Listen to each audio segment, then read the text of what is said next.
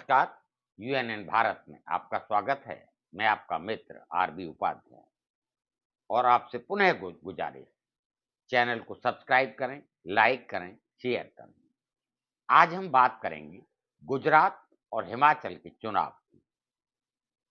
प्रश्न बहुत सारे उठ रहे थे कि जब गिनती दोनों राज्यों की, गुजरात की, हिमाचल की, एक साथ 8 दिसंबर को होनी थी, तो गुजरात के लिए अलग तारीखों की घोषणा हुई, हिमाचल के लिए अलग तारीखों की घोषणा हुई।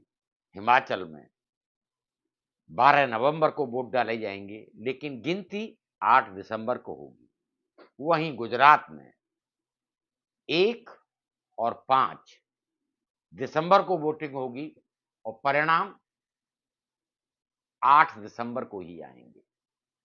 ऐसे में प्रश्न उठना स्वाभाविक है, क्या दोनों राज्यों के चुनाव एक साथ नहीं कराए जा सकते थे? चुनाव आयोग पर बहुत सारे प्रश्न उठे हैं। पूछा गया है कि कहीं एक साथ चुनाव होने से माननीय प्रधानमंत्री उतना समय नहीं दे पाते गुजरात को, जितना समय आज अलग अलग डेट होने से दे पा रहे हैं।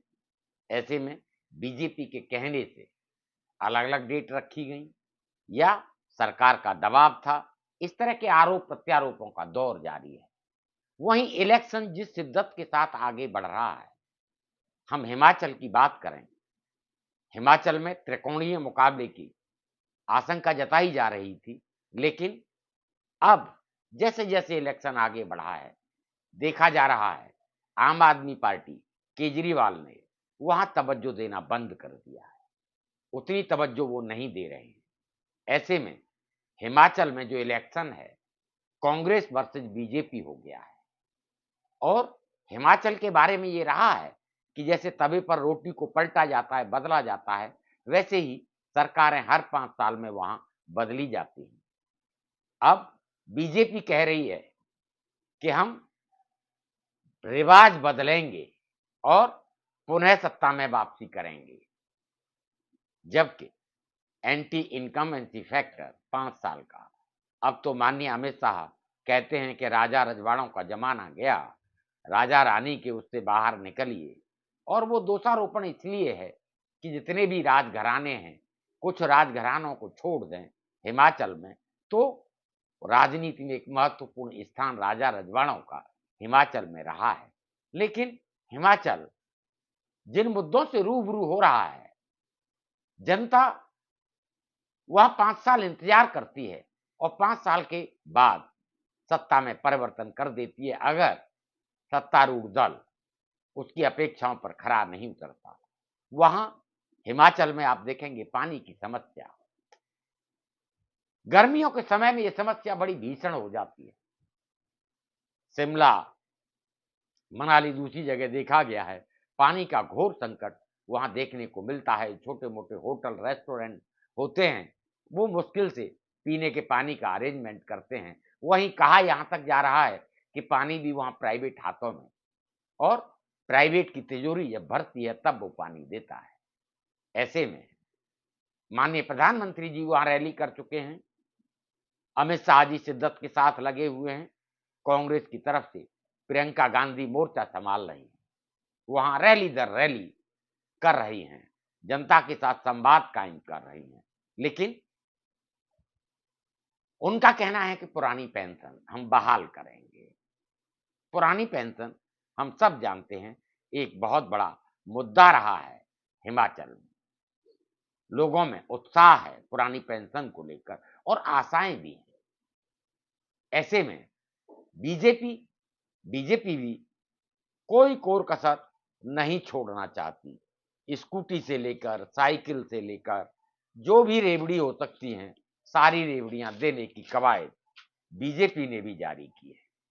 बीजेपी ने भी बहुत घोषणा पत्र में बहुत सारे लोक लुभावन वायदे किए हैं। वहीं बीजेपी जो कि लाभार्थी वर्ग है हिमाचल और गुजरात में, और लाभार्थी वर्ग में इसलिए कह रहा हूं कि लाभार्थी वर्ग का फायदा उत्तर प्रदेश या आम चुनाव में, उत्तराखंड में यूपी में जबरदस्त फायदा मिला और सरकार वापसी हुई।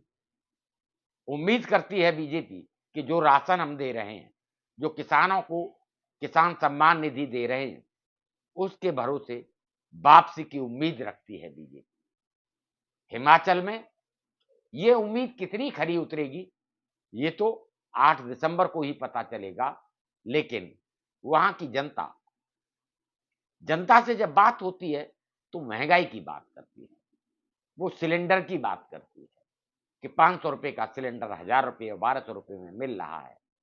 एक तरफ माननीय प्रधानमंत्री फ्री गैस सिलेंडर की बात करते हैं, वहीं जनता जो कीमत बढ़ी है रसोई गैस सिलेंडर की, उस पर बात करती है। पानी की समस्या जैसे मैंने बताया, और किसानों की समस्या, सेब उत्पादक जो किसान हैं, सेब का बहुत बड़ा बागान या उत्पादक राज्य कहा जाता है हिमाचल को। हिमाचल में सेब की पैकिंग पर जीएसटी लागू हो गई।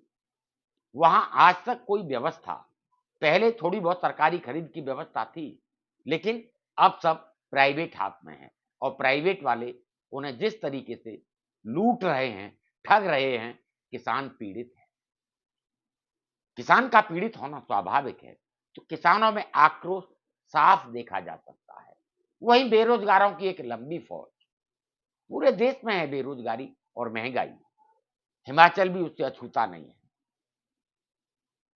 ऐसे में कांग्रेस ये उम्मीद कर रही है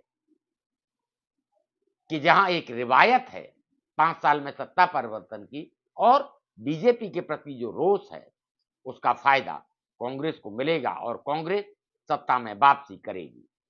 वहीं राजा रजवाड़ों पर उंगली उठाकर माननीय अमित शाह, प्रधानमंत्री मोदी जी अपनी रैली में अपने संबंध और भावों को अपील करते हैं, फायदे गिनाते हैं। अब जनता जनता का फैसला सर्वोपरि होता है।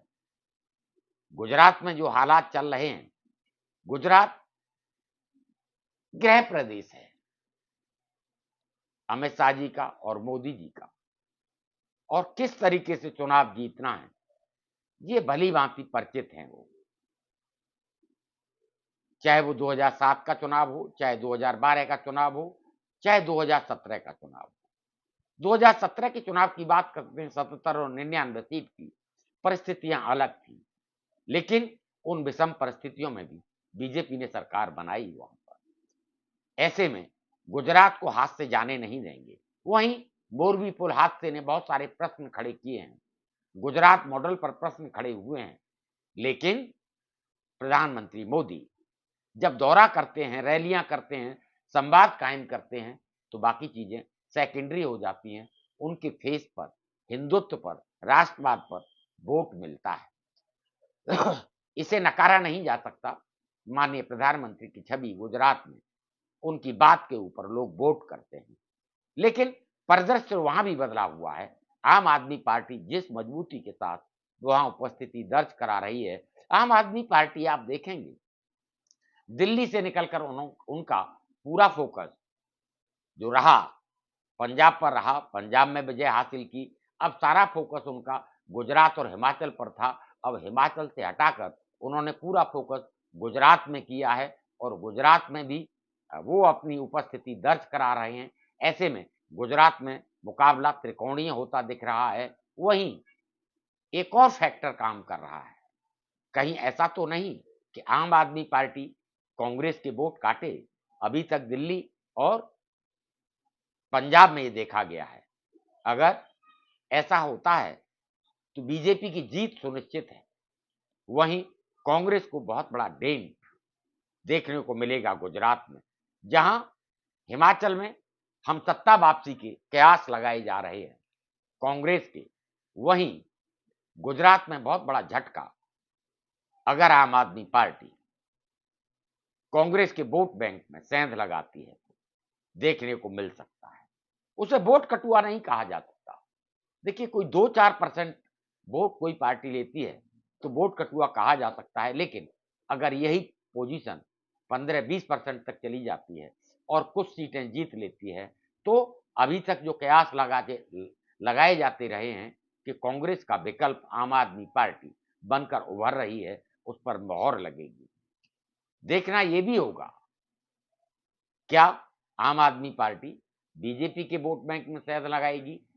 दूसरा, आम आदमी पार्टी समझ चुकी है कि कांग्रेस के वोट बैंक में सेंध लग चुकी है। अब वो हिंदुत्व का कार्ड खेल रही है। जिस तरीके से नोटों पर लक्ष्मी की तस्वीर और गणेश जी की तस्वीर की बात माननीय केजरीवाल जी ने की, वहीं रैली से उन्होंने राम मंदिर अयोध्या दर्शन की बात की। ऐसे में प्रश्न बहुत सारे उठ रहे हैं। क्या टारगेट बीजेपी का वोट बैंक है? मैंने बताया कि ये तो समय बताएगा और अभी इलेक्शन जैसे जैसे आगे बढ़ेगा वैसे वैसे पिक्चर और क्लियर होगी। लेकिन आपसे हम गुजारिश करते हैं कि आप हमें कमेंट्स करिए। आपके कमेंट्स हमारा मार्गदर्शन करते हैं। और आपसे पुनः गुजारिश, चैनल को सब्सक्राइब करें, लाइक करें, शेयर करें। नमस्कार।